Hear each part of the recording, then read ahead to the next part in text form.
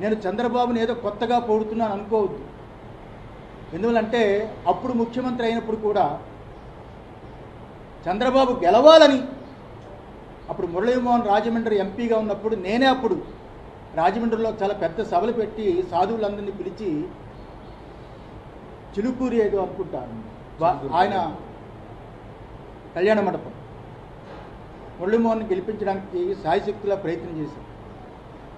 అప్పుడు గెలవాలని, గెలిచినప్పుడు నేనే స్టేట్మెంట్ ఇచ్చా, చంద్రబాబు గెలవడం చాలా సంతోషం.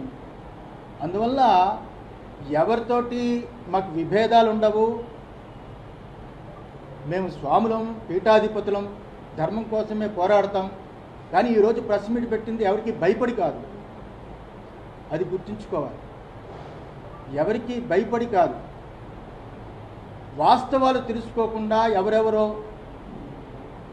కొత్తగా వచ్చిన వాళ్ళతో చేరి ఏదేదో తప్పుడు అభిప్రాయాలు వాళ్ళు చెబుతారని. ఎప్పుడూ స్వరూపానంద స్వామివారు ఒకలాగే ఉంటారు.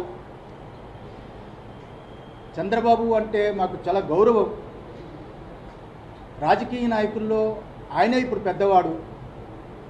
ఈ రాష్ట్రానికి పెద్ద దిక్కుగా అని పరిపాలన కొనసాగాలి అని, కుటుంబం బాగుండాలి అని, పరిపూర్ణమైన ఆయుష్ భగవంతుడు ఇవ్వాలి. ఈసారైనా దేవాదాయ ధర్మాదాయ శాఖ, టీటీడీ చాలా గొప్పగా పరిపాలన జరగాలి అని మనస్ఫూర్తిగా ఆశీర్వదించడానికి ఈ ప్రెస్ మీట్ పెట్టారు నారాయణ.